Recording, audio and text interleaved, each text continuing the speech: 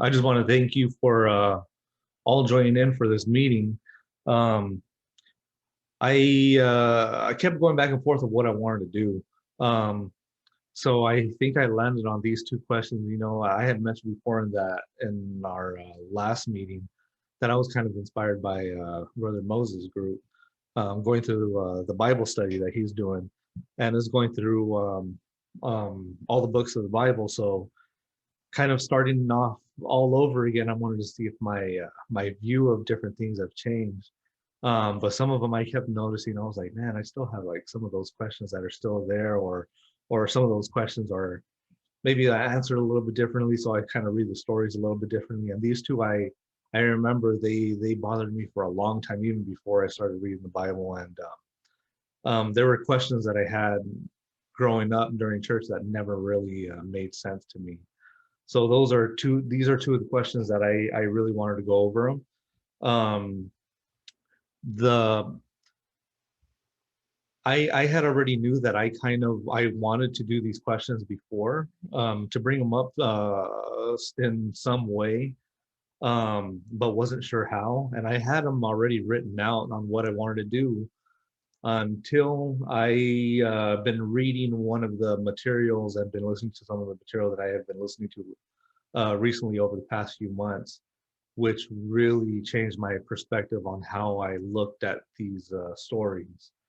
So these, I am actually taking some of this material, or a lot of the material, I'm actually taking it from somebody that I have been listening to and reading books by. His name is Rabbi David Foreman. And the way that some of these rabbis look at the stories and the structures is so different than what I'm used to. And the way that they're able to pull these stories apart and look at different things in the Torah is really, it's been really eye-opening for me. So I am going to use a lot of his material that he brings up in one of his books. And one of his books that I have right here, you see it, it's Genesis, which kind of goes through some of the stories in Genesis, and it's really good. I do plan on purchasing some other books by him, but I will be going through his material with uh, with um, with these two questions. So the two questions that I've had, that I have planned for today is, I'm gonna go ahead and put it up on my screen share. Um, so the two questions that I have planned for today is, why did God ask Abraham to sacrifice his son, and why was Moses not led into the promised land? So we're going to start with the first question: why did God ask Abraham to sacrifice his son? Um, I've heard a lot of different explanations for it. Growing up, I never really heard anything really in depth for the reason why God asked Abraham for it, and it's a question that, or it's something that never really made sense to me. Um, I I guess it's like it was just something that, yeah, it just never really made sense to me. And I was like, why did God ask it in the first place? Um, I'm going to go into the first slide. I have some of the questions that I have written out in the first slide right here. So some of the questions that that I guess that I've seen asked, or I've seen other people ask. This is something that even atheists will bring up. These two questions are something that atheists will bring up a lot, or non-believers in general, or even people that don't even believe in what we believe in. They'll bring up people that basically have a problem with the Bible. They'll bring these are questions that most often come up.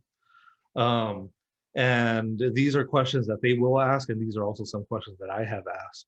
And with God asked, why did God ask Abraham to sacrifice his son? Can it be right to take the life of one's child?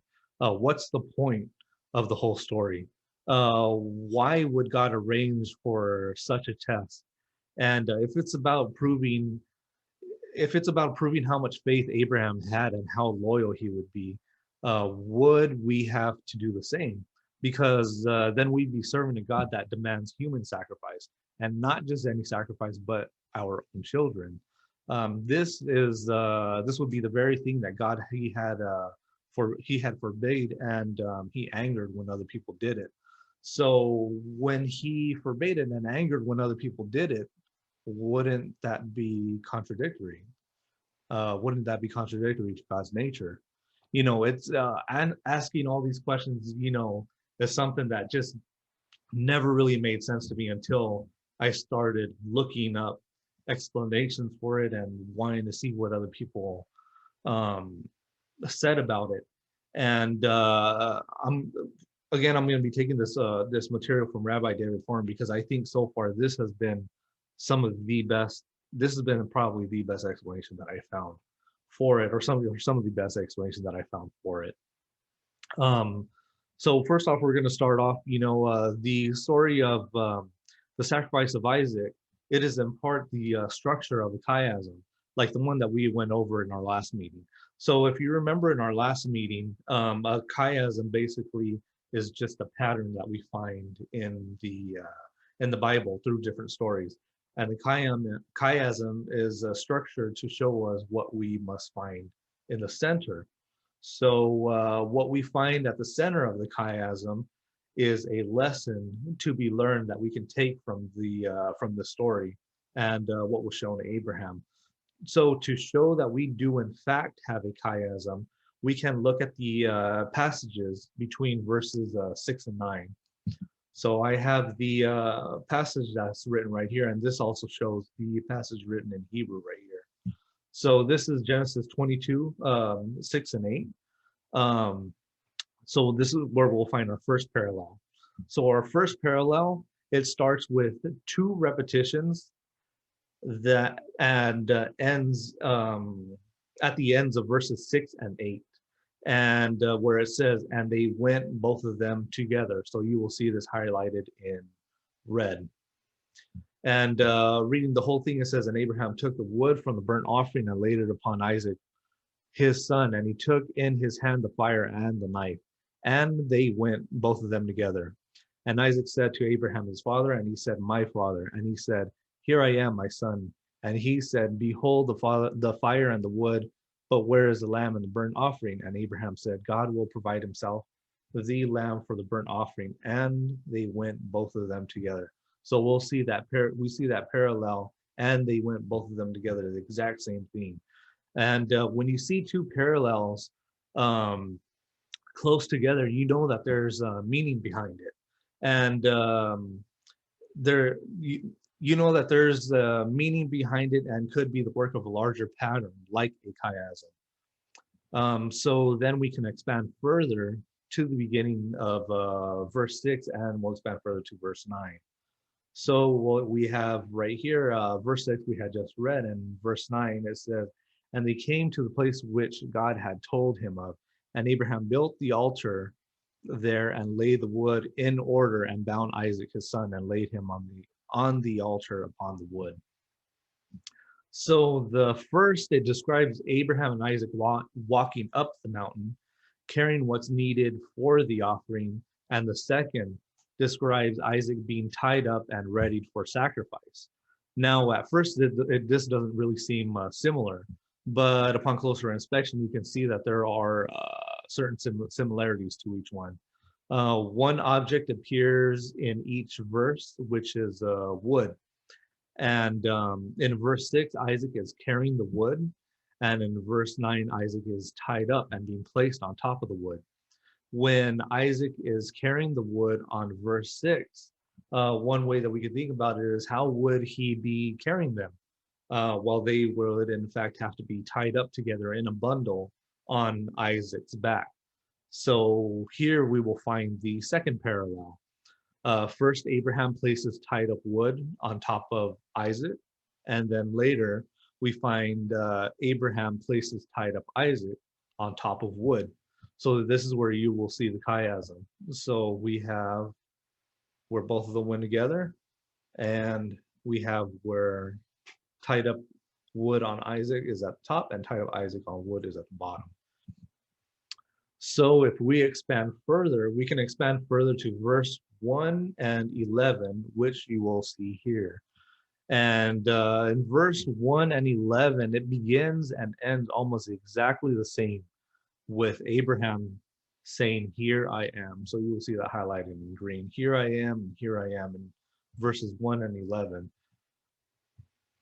So they begin and end almost exactly the same with Abraham saying, "Here I am." So we do, in fact, have a chiasm. So if we do have a chiasm, then what is at the center? So at the center of the chiasm, we have verses 7 and 8.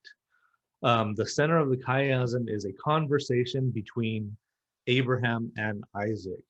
In fact, it is the only conversation recorded throughout the entire journey, which in fact took them 3 days to get to the mountain, which was Mount Moriah.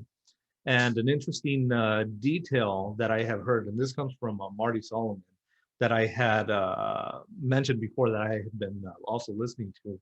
He does kind of like tours over there in Israel or in Jerusalem, and he also goes along these routes that they had taken back then. And one of the ones that he had mentioned that he had taken was going from Beersheba to Mount Moriah. And he says that from Beersheba to Mount Moriah is only about a half day's walk. And in the passage, it mentions that it took Abraham 3 days to get there when you read earlier in the passage. Um, so one explanation is that Abraham, he could have taken the long way around the Dead Sea as a protest to give to God him every opportunity to change his mind. Um, but anyways, why record this conversation of a 3-day journey and make this the center of the chiasm? Upon closer inspection, we see a couple of things that are a little bit puzzling here. First, we look at Genesis 22:7, and in Genesis 22:7, it says, "And Isaac said to Abraham his father, and he said, my father." So that would be this whole first part. And Isaac said to Abraham his father, and he said, "My father." And in Hebrew, the same word that is used for said is veomer. So veomer, you can see that's written right here. Instead of using vedaber. Vedaber would be the correct way to use it, and he spoke, but it is using veomer. And by using veomer, it is telling us that Isaac said to his father and said to him, "My father." And when you say it like that, it doesn't make sense because it's a grammatically incorrect sentence. Um, so why is this sentence grammatically incorrect? Um, it is suggested that it intentionally employs a grammatically incorrect veomer, said without telling us what Isaac actually said. And this is done in order to suggest an interrupted conversation. So along the way up to Mount Moriah, Abraham and Isaac, they were talking about something. You know, it could have been anything. It could have been the weather. It could have been the sea, about family, about life. You know, it could have been anything. They were just talking about something. But Isaac, he interrupts their conversation with one word. And that one word is Avi, my father, which is right here. Um, Avi would have been the last word that Abraham would want to hear in that moment because he knew what Isaac was about to ask. You know, as a father, he is supposed to protect his son, but now God is asking him to kill his son and offer him back to God. He would have given anything to change the subject, to talk about anything else, but in response, he doesn't run. Instead, he says, "Here I am. Here I am, my son," which you will see here. Um, you know, I always thought that that phrase was used a little bit. It was a weird way to kind of like respond. Well, of course, there you are, standing right in front of me. You're the only person there. But the way that Rabbi David Foreman suggests is that here I am has a little bit more meaning to it, especially when it's used at how we said before at both verses 1 and 11. So this response, it means I know who I am your father, and I know who you are my son. I'm present, I'm listening, now ask what you want to ask. So Isaac in verse 7, he so Isaac asked in verse 7, behold the fire and the wood, but where is the lamb for the burnt offering? And now to really understand Isaac's question, you need to look at the Hebrew word for where. And the Hebrew word for where, there are two words in Hebrew that's used for where, which is ifo and ayeh. And ifo is asking for the location of somewhere, such as when in the Bible, when Naomi asks Ruth, where did you collect the grain for today? She wants to know which field Ruth was collecting in. But with ayeh, it has a different meaning, such like when God asked Adam where he is after eating the forbidden fruit. Now, God doesn't ask Ifo because he is all knowing. He knows exactly where Adam is. But he asks Aye, where did you go? How come you aren't there where I expected you to be? Aye would be a question that you ask when you expect something to be there, but it's not. So Isaac isn't asking, where is a lamb? Is it behind the bushes? Is it on top of the mountain? Where is it? But instead, he is asking, where did the lamb go? In other words, Father, I see the wood, I see the knife, but there is no lamb. Why is there no lamb? Now we can see why this is the only conversation recorded between Abraham and Isaac. This is when Isaac, he figures it out. He essentially is asking, am I the lamb? As it dawns upon Isaac about what is about to happen, it is also the moment that Abraham knows, that Isaac knows what's about to happen. So how does Abraham answer his son's question? In verse 8, he says, God will provide himself the lamb for a burnt offering, my son. This can, the way that this is phrased, it can be interpreted two ways, which comes down to only a punctuation.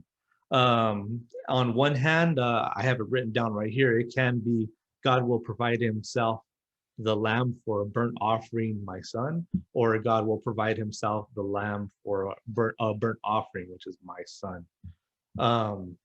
So what would be which way would be the correct interpretation? One thing that Rabbi David Foreman suggests is that maybe it could be both. Both would be the correct interpretation. Abraham actually doesn't, he doesn't know what's going to happen. But his response is technically the truth. It means, I don't know what the offering is. Maybe God will find a lamb, my son, or maybe you, my son, are the lamb. That's up to God, but there is something that is up to me. So what is the thing that he can control? This is where we find the exact center point of the chiasm, which is perhaps the most important part of the entire story. In this conversation, it is made up of a number of separate verbal declarations, each delineated by the word Veomer, which is "and he said." And you'll find 5 different instances of Veomer, which you see right here. These 5 different instances are right here, highlighted in red, and which means that the third Veomer would be the middle one. And the middle Veomer is Abraham's response to Isaac, here I am, my son. This is not only the center of the conversation, but it's in fact the center of the entire story narrative. Here he is saying, right when I want to run away, right when I most want to run away, I will not. I am here, my son. I know who you are. You are my son, and I am your father. I will not evade that hard truth, and I will be fully present with you and truthful with you. And even when it seems manly impossible, I am not hiding anything from you. Now ask your question. And this is what Abraham is essentially telling Isaac. And if you want to think back to our first observation of the chiasm, remember it was two phrases of, and they went both of them together. At the first phrase, only Abraham knew about God's command. But by the second phrase, both Abraham and Isaac know and have to confront this difficult conversation. But somehow, after the conversation, they continue to walk together. At the beginning and end of the story, we found that it begins and ends with a "here I am" mirroring its center, showing us the essential nature of Abraham's test. And now, Rabbi David Foreman, he argues that this test not only was just a test of Abraham's loyalty to God, but his loyalty to God and Isaac at the very same time. Um, Abraham's response to God's command is, I will not turn my back on God, and I will not turn my back on Isaac.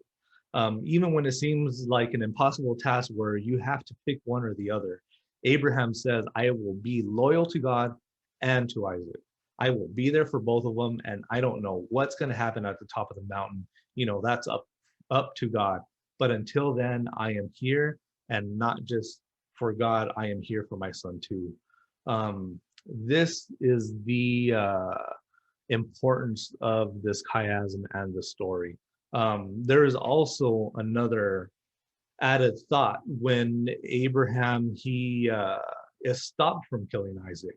If you remember, Abraham he lived in Egypt for some years, and since he lived in Egypt for some years, he knew what that culture was like, and he knew very well the types of gods that the Egyptians served. At that moment, when Abraham he raises his knife and God stops him and he basically says, Abraham, stop. I want you to know that I am not like all those other Egyptian gods. I will provide the sacrifice because that's who I am and that's who I always will be. And I have chosen you because you are the kind of guy that is going to be radically present and committed to being there for the people that need it. And who better to show commitment than Abraham, as what we've seen throughout the whole chiasm. This is done to show Abraham a rabbinical moment of discovery, to show him a moment he will never forget and have such significance that it will be passed on to many generations to come. And before I move on to the next question, is there anything that anybody wanted to add in, any thoughts of anything that we had went over? Any questions, anything that you might want to add? Not necessarily add, but because this is really good. But it reminds me of Job, right? Because you can um, put similarities in regards to what God was trying to do because you don't fully understand what's happening, but Mm-hmm. ultimately, God is asking for trust and faith that He's gonna do right by the people. So it also put that into perspective too. Right, right. No, I completely agree with you, Jose. Yeah, yeah. I would say it's all about trust. It's all about that loyalty. And it's I've heard that explained before. It was just about the trust. It was about the loyalty. People in church they'll I've heard it's just about that. And God was never going to ask for that sacrifice in the first place, or Isaac was never going to be sacrificed in the first place. Thinking about it, it's like, well, how did you know? But going through all of this, it really makes sense about when you break it up into this detailed of a structure. And yeah, in a sense, I think it is correct where it's all about that trust. It's all about that loyalty and seeing it how the story unfolds and comes into play. It makes a lot of sense. It actually makes perfect sense. Before I go on, did anybody else want to add anything? If not, can go on to the next one. I had something, Andrew. It's Melissa. Yeah, go ahead. I was thinking, right, that along the same lines, that it's the trust and the loyalty, but also if he had allowed him to be the sacrifice, he could have also brought him back because he's God. Right. So at the stopping point, of course, it does make total sense that God would never, allow that to happen. But, now the way things are now, sometimes, I know people who have lost their children, not because God asked, but because of other things. And in this situation, that even if he would have fulfilled it, God could have always given him back because he's God. So, that's always like, how far was it gonna go right before he stopped him all the way? Or no, okay, I know your heart, your intention, you were good. So, let me stop you before. Right. I've always thought of that too. Like, even if he had allowed him to, he could have brought him back because he's God and he's the one that gives life. So I just want to add that little thing that's always been creeping around in my mind when I think about this situation. Right. No, I totally get you. I agree that even if he did ask him, I mean, and he did do it, he could have brought him back to life. But I think that even if he would, that kind of brings me back to one of my first questions, is then he asked for child sacrifice, which still, it's one of those questions where it's hard to answer, even when somebody like a non-believer is asking you from church, if it actually did happen, how are you supposed to respond to that, even if we do have a explanation for it. But I think I think that other people are right, where I don't think that even though God asked for it to show Abraham's true faith and loyalty, it was never gonna happen in the first place. But those are some great, some really good observations and some good thoughts. Just to quickly to add to that thought, Yeah, because you're making me think too, is that Isaac was this precious thing to Abraham, because it was pretty much a miracle, right? And sometimes there's a lot of symbolism in regards to what we think are babies. Our job could be our baby. A company we built might be our baby. And are we willing to, sacrifice that for a life with God? And I think God maybe chose Isaac and a child because he had to, show that there's an intensity to, you have to be able to let go of the things that you truly love in order to serve me. Right. And I don't know if we would have gotten that point with something else. And maybe we could have, but I mean, it's pretty intense to think about your own child being sacrificed. Mm-hmm. Right. And you can see that struggle that Abraham had for letting that go. I mean, how I said before, the one thing that I didn't know was, that trip was only supposed to be half a day, but he took 3 days to get there.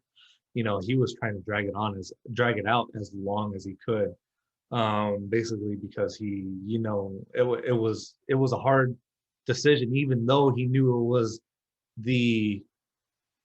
I guess the correct decision or the right decision, because God had asked for it. But it was still a hard decision, nonetheless.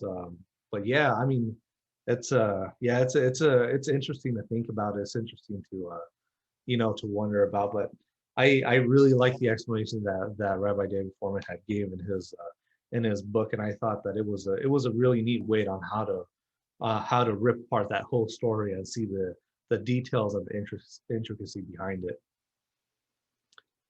And also maybe he was buying some time, Yeah, you know, yeah, Lord, taking the scenic route yeah, instead of the direct route. Maybe, Lord, in my prayers and I'll still, just kind of buying some time until, push came to shove and had to happen. exactly, That exactly. too, because I do also agree with Brother Jose that it's, the most precious treasured thing to him was his son, because Yeah, like he was saying, so it's like, okay, in this case, the most precious, valuable thing, would you give it to me? I right, gave it to you, but are you willing to give it back to me? right. I could take it, but are you willing to give it up freely? Mhm. That's also part of that. So that's real good too. That's a good point as well. Right, right. Yeah, and I'm kind of wondering, even if God said, yeah, like I can take it, but I won't, would it still have the same effect on Abraham, knowing that he wouldn't? It's kind of like, well, I already know that you're not, then I don't think it would have that same effect. Like how it's mentioned at the end of what I was going over. I think that this had to be such a huge moment of discovery that it would be ingrained in his mind, that it would be such a powerful story, such a significant story, that this story would last for generations upon generations and generations, that it would be memorized with this much detail. And to know like some of the detail, how we were talking about before, like um how when Isaac he interrupted Abraham, that was something that would have never I would have never guessed. But looking at it and looking at how it was mentioned in the Hebrew, the way that it's mentioned, just how you were saying, Melissa, he took the scenic route and he was just trying to, distract. He was trying to talk about anything. And I think this is the reason why nothing else is recorded, is because maybe it wasn't significant enough. They were just talking about just random stuff. And then it wasn't until that moment when Isaac interrupted Abraham. And I think that this story was structured in a way that had to be conveyed to many, many people for generations and generations. Um, but yeah, that's some really good stuff. I I The age of Isaac, dude, it doesn't say, right? His age. No, it doesn't. But in Because when you're thinking like that, if he's like thinking, okay, Dad, it's taking us this long, where's the sacrifice? I mean, if he was smart and kind of like, okay, this is kind of boring. What are we doing? Let's do it. It kind of begs to differ, in the impatientness or what's going on. So just the age factor too, and kind of coming down to push comes to shove. Okay, when are we right, getting get this done? right, So that, right, when you're young, you know what I mean? You don't have patience. You're just like, okay, let's do this. And so yeah, maybe that kind of gave him the strength to kind of say, okay, let's stop, like you said, talking about the weather and that right. flower there, That's the twig. Let's what's come on, I'm just saying, because yeah, kids are young, they're impatient, and then especially if you're with your parent, you're just like, oh, let's go. So right. just thinking back to that, so that's why probably he was like, okay, Dad, where's the Yeah. sacrifice? Let's go. Yeah, that's a really good observation. One of the things that we have actually talked about in our Bible study in our other city group class, we went over the story, and one of the things that is mentioned is that they think in the going through the Bible study that Isaac could have been at least 30 years old, and that's one thing that I never really thought about. And I was like, I always thought that Isaac would have been like as young as my own kids, but they said that they probably have good reason to believe that he could have been a lot older. And if he was a lot older, this story kind of makes it a little bit harder, um, in a way, only because I think about it. Um, or maybe it makes it more significant, I should say. Because when you think about it, that if he was 30 years old, that's Isaac's big enough to make his own decisions. He's a grown man. He can make his own decisions. He doesn't have to be, maybe people think that maybe Abraham like bullied him around or something like that and kind of just like grabbed him and wrapped him and put him on the altar, and Isaac didn't have any say on it. But if he's 30 years old, he's grown enough to make his own decisions, take on his own dad, and he could have willingly went with them. And we see that with that second parallel that we talked about, where it says, and they both went together. Isaac also made that decision to go with Abraham even after knowing the truth. And going upon that mountain, or going on top of that mountain, he also made the decision to lay there willingly, to let Abraham tie him up and lay there willingly. So I would say that it's also a trust even with Isaac, that Isaac also had trust in his father and in God. Right, because he'd have to, it wasn't forced. And then, and he'd have, and then, well, back on that side, it's, they're under the law, and, everything was just about the law. And it's like, okay, well, then if this is what needs to be done, it also shows his, maturity and growth and in that aspect as well. And then, like, when you say if he was like 30 years old, but back then they lived 700, 800 years. So he was still, a pup. It's still, he's still a pup. So he's still, oh, boy. he's still little. So in that sense, it's not like now when you think 30 years old and you're like, okay, 50 more years and, you may be with Jesus then. You're talking about, I got like, I got 100 more years. I'm not even breaking 100 yet. So, was all a different time. And again, that was under the law and different, but no, you're absolutely right. He wasn't drugged there. Right. Forced. He did willingly and put his trust, like you said, in his father and utmost the Lord, and whatever was going to happen, he was going to fulfill it. Mm-hmm. He was going to fulfill it. So yeah, totally agree. Yeah, those are some really great observations. I want to thank you guys for sharing your thoughts. We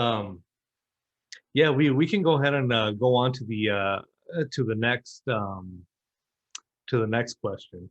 With the next question, this was another one of those really difficult questions that I always wondered about and never made sense to me. And why was Moses not led into the promised land? If you look back onto what happened, it basically says, just Isaac, Moses struck the rock to give the people water. And because of that action, Moses was not led into the promised land. So it's always something I was like, really, like, I just kind of just questioned and didn't really understand, because Moses is supposed to be a huge figure in the Bible. Basically, he's the guy that wrote all of the Torah. When I think of the Old Testament, or even just of the Torah, I think of the guy. He is the guy. He is the one that, obeyed all of God's commandments, that led the people out of Egypt, that went onto this whole Exodus, and they saw all these miracles and all these things. Moses was the man. He was the guy. And because of that, he wasn't led into the promised land. And it's kind of like, seriously, really? It's kind of like one of those questions, like, really, God, you couldn't let that go? He obeyed you this whole time, but this is the reason why you don't let him in. It's always been one of those things, and it wasn't again until I read Rabbi David Schwarman's response, which I thought was absolutely amazing, the way that he put it. So first, when we go into this question, we'll go into a little bit of the backstory, I guess. So the Israelites, they are thirsty and there is no water. So Moses, he turns to God for help, and God, he tells Moses, speak to the rock and the water will come out. But instead, Moses, he hits the rock, and as a consequence, he is told he can no longer lead the people into the promised land. So why such a harsh punishment for something that doesn't seem so as devastating, as deserving? Excuse me. Why punish the leader of the Israelites that followed God's every command to eventually not let them into the promised land for something that we think is so insignificant? Well, to answer some of these questions, we must see why Moses even hit the rock in the first place. If God said, speak to the rock, why didn't Moses just do it? Why didn't he just speak to it? I mean, what's the big deal? Why hit the rock? Why did he have to hit the rock in the first place? First, we must look at what came before that. So before that, this would be in Numbers 20, verses 1 and 2. The verse 1 says, and the children of Israel, even the whole congregation, came into the wilderness of Zin in the first month. And the people abode in Kadesh, and Miriam died there and was buried there. Verse 2 says, and there was no water for the congregation, and they assembled themselves together against Moses and against Aaron.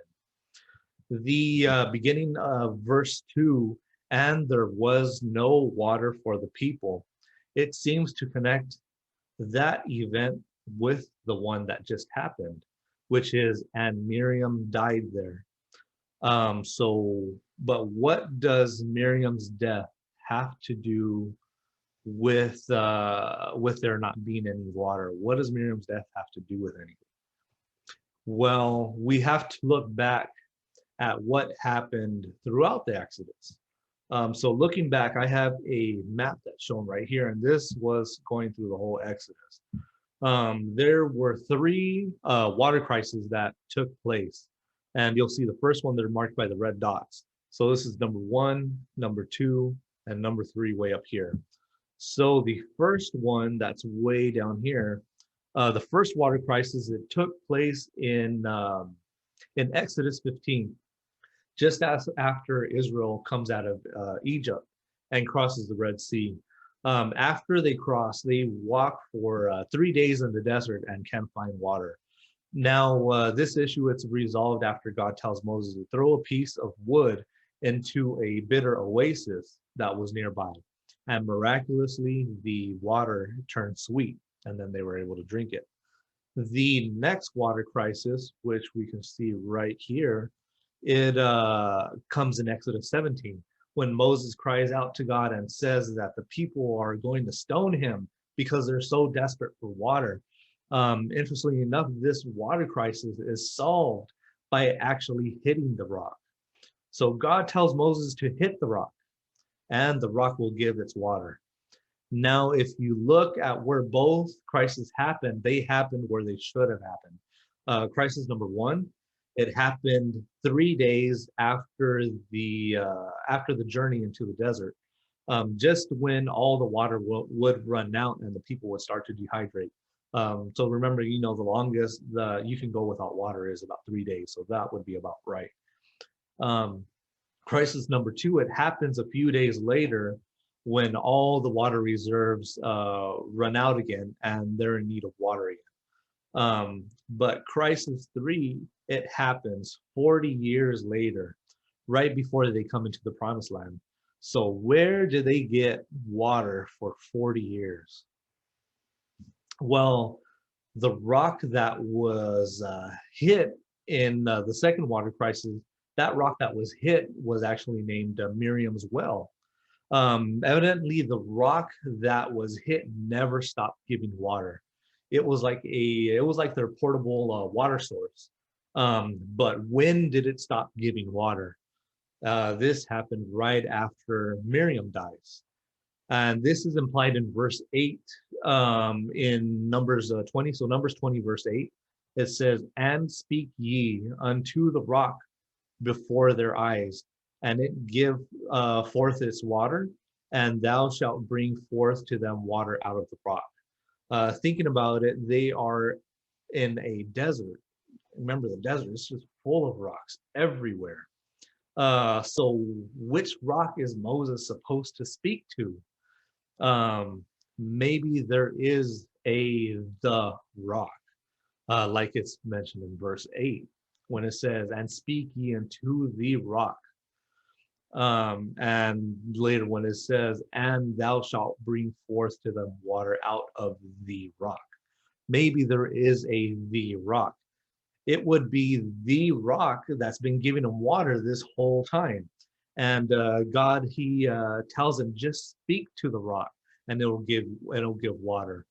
In the past, you hid it, but now I'm asking you to speak to it.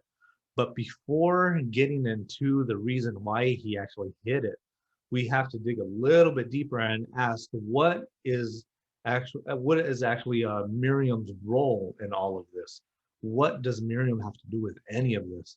Why was there a well of Miriam? What does Miriam have to do with a well? What does Miriam have to do with water? When we dig deeper, we can see how Miriam is connected to all three of these water crises. Right before crisis number one, Miriam, they cross the Red Sea, and then she sings her song. Miriam sings her song after right before crisis number one. Right before at crisis number two, it becomes her well. And right before crisis number three, she dies.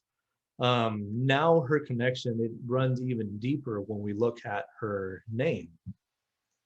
So right here, this is the name of Miriam written in Hebrew.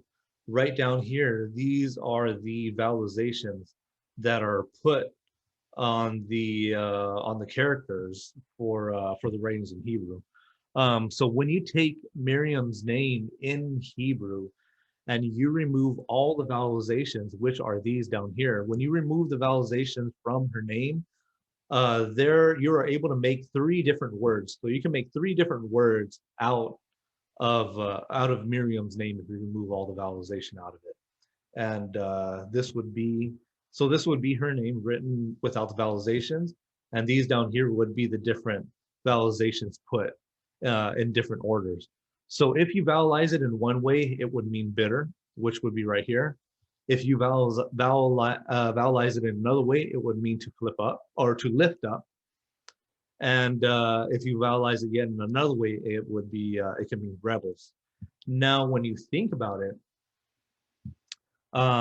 think about these words and can you remember where they show up? Remember in water crisis number one, they couldn't drink the water because it was bitter.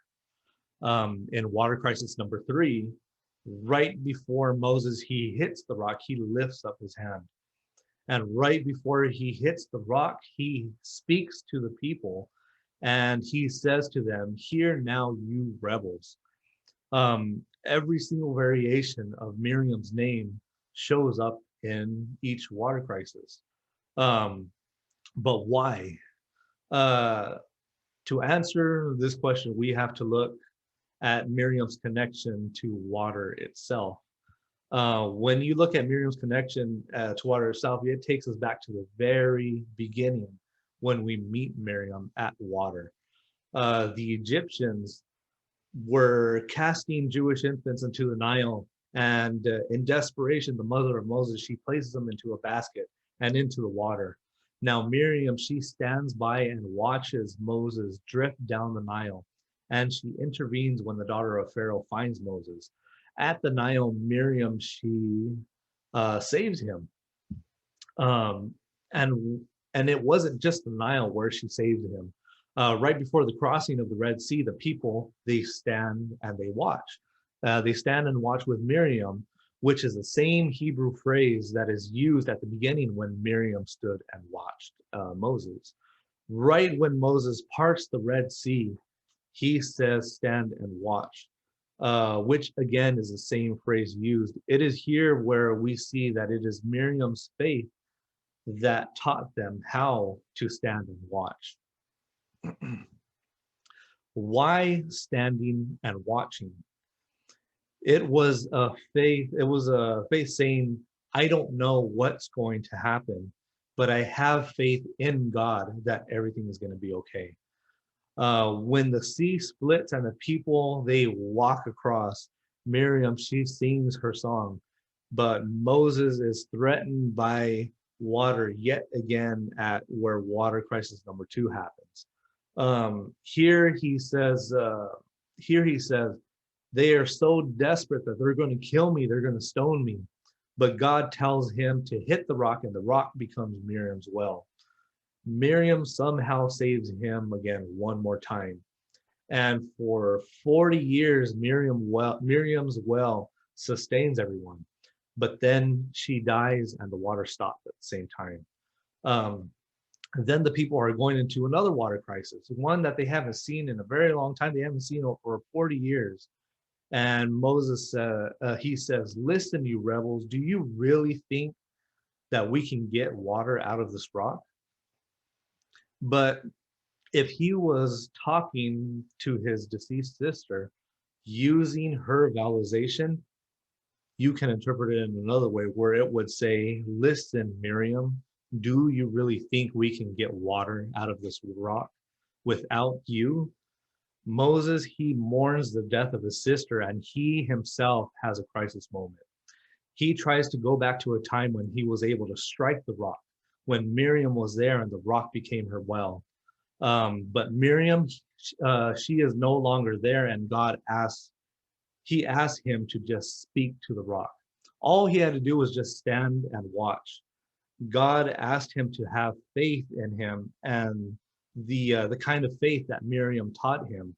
And this is where Moses failed. Moses, he didn't have that faith. This is why he wasn't let into the promised land. Now, one thing to add on to this, for some people, this not having faith still isn't enough for some people. And I have heard a alternate explanation for it, just to add on very briefly.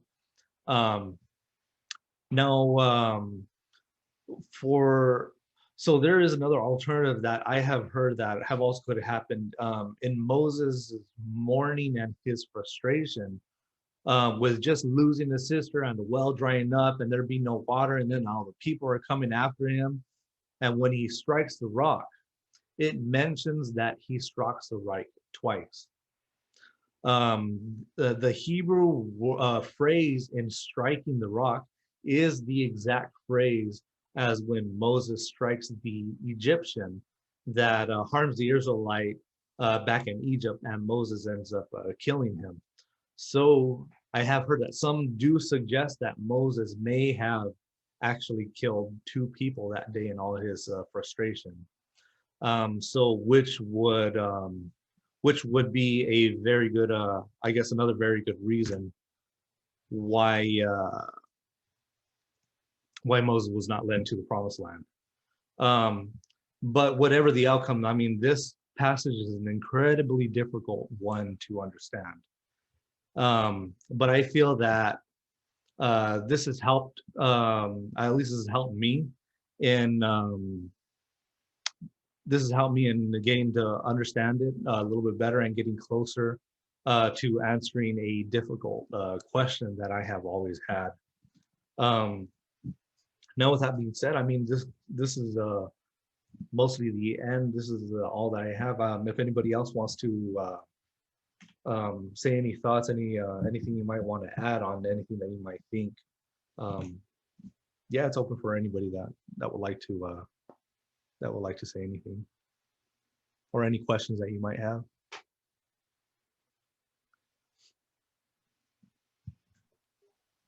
I know it was definitely a struggle, right? Like dealing with this generation that he was trying to get to the promised land, and you really put it again into perspective. And I think the thing that is also interesting is that in Exodus you find Moses outside of the tabernacle, right? Because he can't come in. And then in Leviticus, they spent pretty much this whole time atoning themselves so that they can be in relationship with God again, because they just messed up so much. And then in Numbers, God is talking to Moses inside the tent. So they had made this atonement, and then here they are again, you know, in this bad situation, or he puts himself in this bad situation, um, where he can't enter the promised land, and it's rough. I mean, ultimately, it's rough for him. Like, and I feel for him because I think he is, with all his faults and you know the people he killed and all this stuff. Like, you know, obviously he had his sin, but um, you definitely thought you wanted to see him enter the promised land, right? And I'm sure he's good up in heaven, but it would have been interesting for what would have happened if he did. Right, right. Yeah, I mean that's a really good thought. Yep.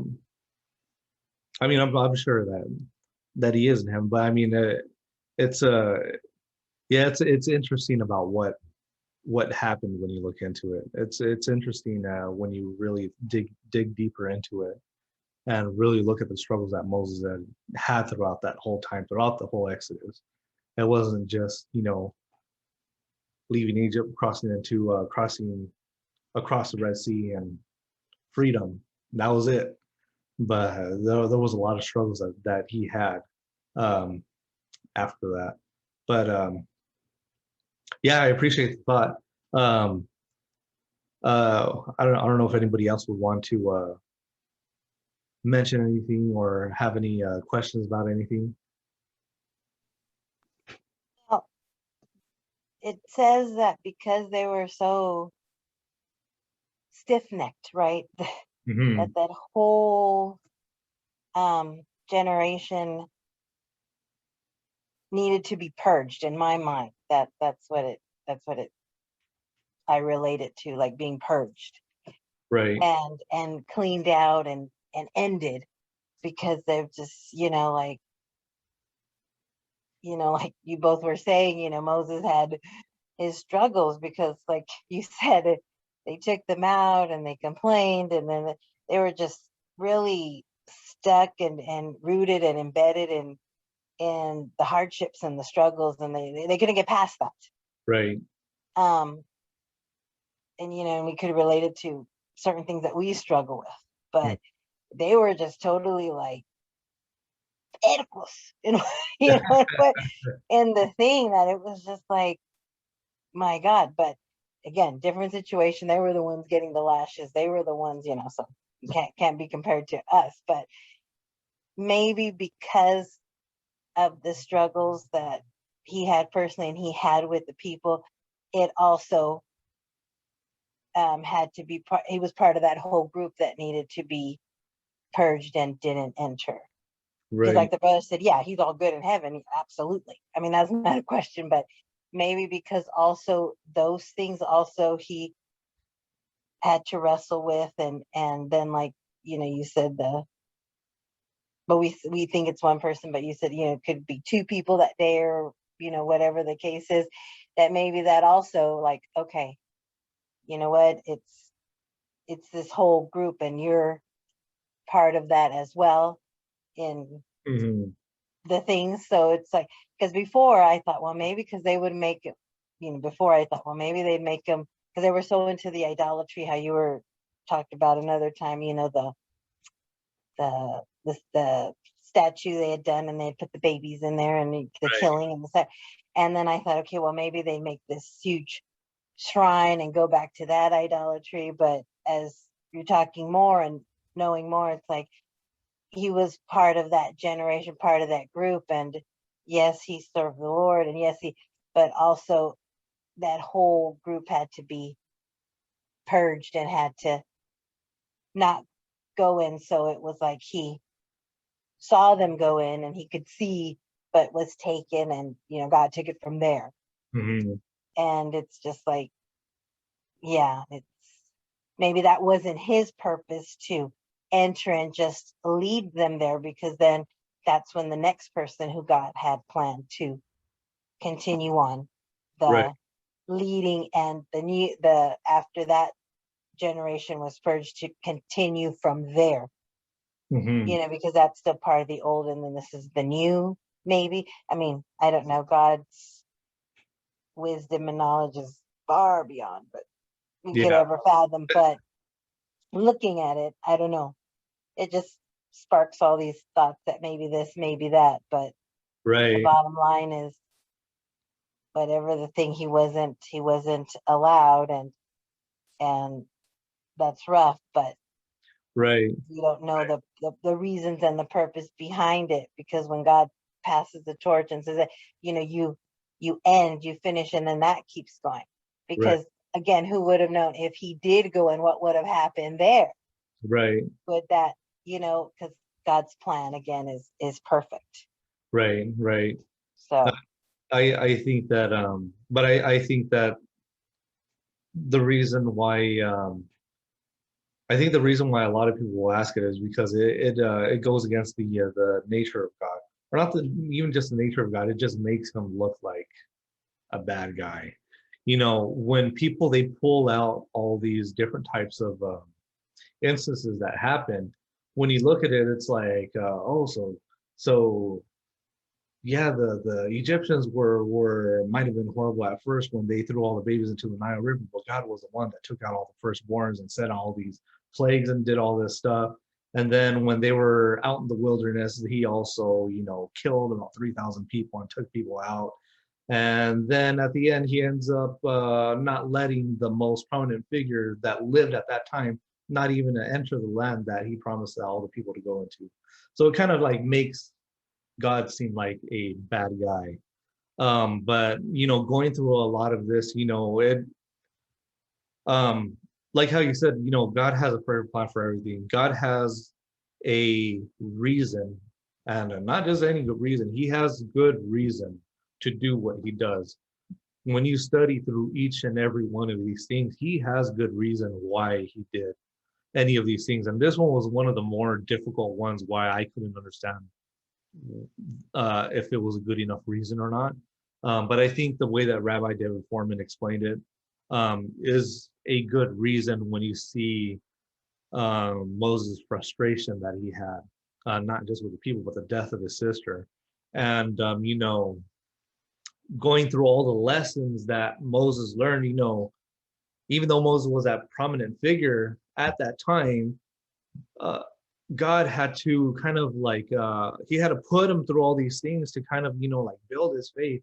And at the end, it kind of just like backfired on, not backfired on, but he kind of just failed at it. And but I thought that was really interesting about how his frustration caused his faith to be lost in that way. And it makes sense why it would. I'm still on the fence about that second explanation that I had given about whether Moses actually killed somebody. It does make sense why it would be a reason why um, he was not led into the promised land. And it would go in line with Moses' character since he did it the first time. Even though he was following God now and had, I guess, essentially changed. Not all people are perfect, and in this case, he would be a murderer. But as we all know, that even murderers can see the grace of God. The murderers can be saved. You know, yeah. Either way, I think it's still a really difficult question. But I think that with these explanations that we can use it to let other people know about it. It'll be a lot easier when somebody comes up and asks you about some of these questions. I know for me it's a lot easier if somebody were to bring it up. And yeah, I mean, unless anybody else has anything to add, I mean, this is pretty much it. I just want to thank you guys for being in this group so far. I am not sure if I will have another one. I'm still on the fence about if I want to do another one or not. Or the end of our semester is going to be next month, and I don't have anything so far. But if I research something and I start reading, I'm always looking at stuff. If I come over something that I'm like, oh man, now I have to include it. Maybe I'll put one up at the last minute. But other than that, I want to thank you guys each for being in this in this meeting, and I'm hoping that all of you had taken something out of this, and this has been a little bit this has been some eye opening for you guys. I know it has for me going through all this material. It's changed my way of looking at scripture. It's changed my way of thinking about it. It's changed my way of studying it. You know, the way that we look at some of these passages and scriptures, you know, sometimes we think we only kind of look at it a certain way. We only look at it, you know, at face value, which I did at first, how I mentioned in my testimony, where when I read through the whole Bible, I only took it at face value, which caused for a lot of questions. But if it wasn't for that, I wouldn't have done as much studying as I would have come up to this point, coming up to this point. And you know, I think it's really good. At least in my case, it was really good. You know, learning from different material. I know other people, especially maybe in our assembly, might be like, "Oh, that's a book written by a rabbi." But you know, if you really think about it, you know, Jesus was also a rabbi. Who not better to learn some of these things that that are in the Bible than the people that have preserved it for the last, like, what, thousands and thousands of years. I mean, we may differ in certain parts of the Bible, but I think the most important parts, I mean, I think we should take into consideration, especially the way that they've studied about it, and they've looked into scripture, and they've, you know, these are the people that dedicate their entire lives to reading and studying the scripture. This is basically what they do. So I think that I would highly recommend it. But yeah, unless anybody has anything else that they would like to add, questions, anything, you know, I'm open for anything. If you just want to talk, I mean, I'm game for it. I'm up for talking about whatever, any questions or anything. Other than that, I mean, thank you guys for being here, and you guys are free to log off whenever you want. But if you want to stick around and talk, I'm here.